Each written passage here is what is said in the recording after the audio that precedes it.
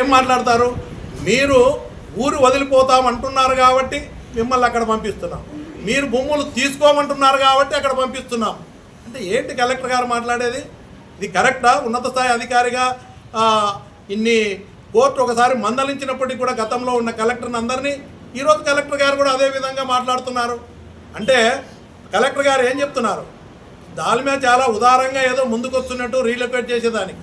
దాల్మియా వల్ల 15 సంవత్సరాలు నరకం అనుభవించారు, వాళ్ళ జీవితాలు నాశనమైనాయని చెప్పి రైతులు పబ్లిక్ హీరింగ్, మహిళలు, నేను కాదు, వాళ్ళే స్వయంగా పబ్లిక్ హీరింగ్లో అన్ని చోట్ల చెప్తా ఉంటే దాల్మియా వల్ల ఇబ్బంది, వాళ్ళ జీవితాలు నాశనమై పరిస్థితుల్లో మా గ్రామం చాలా బాగుంది, మా ఊరు వదిలిపెట్టి పోవాల్సిన అవసరం లేదు, మేము బాధపడి పోవాల్సి వస్తుంది. ఎందుకు పోవాల్సి వచ్చింది? దాల్మియా కట్టినాక వాళ్ళ వల్ల ఇబ్బంది పడిపోవాల్సి వచ్చింది. అంటే కలెక్టర్ గారు ఏం చెప్తున్నారు?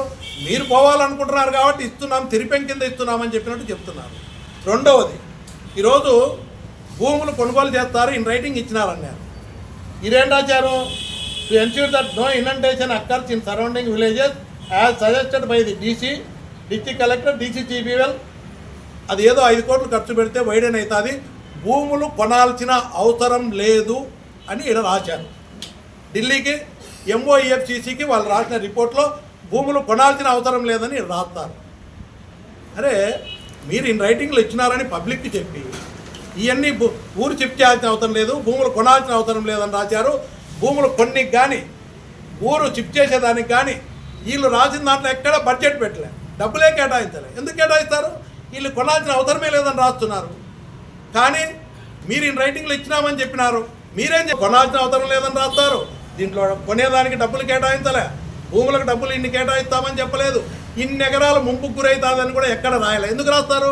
కొనాల్సిన అవసరమే లేదని రాసినప్పుడు, మా వల్ల ముంపే లేదని రాసినప్పుడు. ఇరిగేషన్ డిపార్ట్మెంటు ఫ్యాక్టరీ వల్లనే, Lokayukta judge, high court retired judge గారు ఫ్యాక్టరీ నిర్మాణం వల్లనే, ఫ్యాక్టరీ నిర్మాణమే తప్పు, అక్కడ కట్టడమే, దానివల్లనే పంట పొలాలు, గ్రామాలు ముంపుకు గురై వీళ్ళ జీవితాలు నాశనమైనాయని చెప్పి ఆయన ఆర్డర్లు ఇస్తే ఎంత భయం లేకుండా దాల్మియా యాజమాన్యం రాస్తుంది. కలెక్టర్ గారు చాలా నిన్న కాగితం చూపిస్తాడు, మళ్ళీ ఒక కాగితం, ఢిల్లీకి మేము ఎన్ని తీసుకోవాల్సిన అవసరం లేదు, ఊరు షిఫ్ట్ చేయాల్సిన అవసరం లేదని లేఖ రాస్తే దాన్ని మీరు ఆమోదించి పంపడం కరెక్టా? ఇంకొక విషయం మాట్లాడతారు, రాజకీయ నాయకుల్లాగా మాట్లాడుతున్నారు. నేను ఛాలెంజ్ చేస్తున్నా, 5 కోట్లతో ఈ ఇరిగేషన్ సమస్య పరిష్కారం అవుతుందని మీరు ఇరిగేషన్ నిపుణులను పిలిపించండి.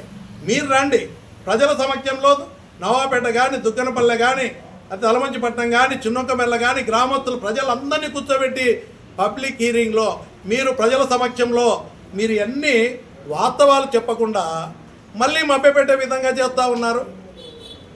ఈరోజు నేను కలెక్టర్ గారిని అడుగుతా ఉన్నా, ఈరోజు ఆయన నిన్న మాట్లాడిన ప్రెస్ మీట్లో ఏం మాట్లాడతారు? మేమేదో 30వ తారీఖు పర్మిషన్ వచ్చిందని రాస్తే ప్రజలు ఎవరు ఉండరు, వీళ్ళకు వాళ్ళకేదో మాట్లాడిన మాట, ఆయన రాజకీయ నాయకులని ఇట్లా మాట్లాడరు, వాళ్ళకేదో మసాలా ఉండదు, వాళ్ళు మాట్లాడేదానికి మసాలా లేదు కాబట్టి ఏదో అని చాలా వేగంగా రైతుల యొక్క సమస్యలు మమ్మల్ని అందరినీ కూడా హేళన చేసే విధంగా, రైతులను తప్పుదోవ పట్టించే విధంగా నిన్న రాజకీయ నాయకుని కంటే గొప్పగా మాట్లాడినా.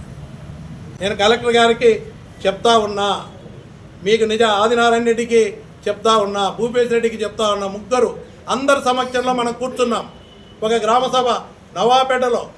అదేవిధంగా ప్రజలందరూ 4 గ్రామాలను కూర్చోబెట్టి చర్చ చేసి మీరు ప్రజలకు ఏం చెప్పినారు, ఢిల్లీకి ఏం రిపోర్టు రాసినారు, ఎందుకు ప్రజలను మోసం చేస్తున్నారు, ఎందుకు రైతులకు అన్యాయం జరిగే విధంగా దాల్మియా యాజమాన్యానికి ఒత్తాసు పలుకుతూ రైతులకు, పేదవాడికి అన్యాయం జరిగే విధంగా మీ నిర్ణయాలు ఉన్నాయి తప్ప న్యాయం చేస్తారనే నమ్మకం ఏ రైతు నమ్మట్లే.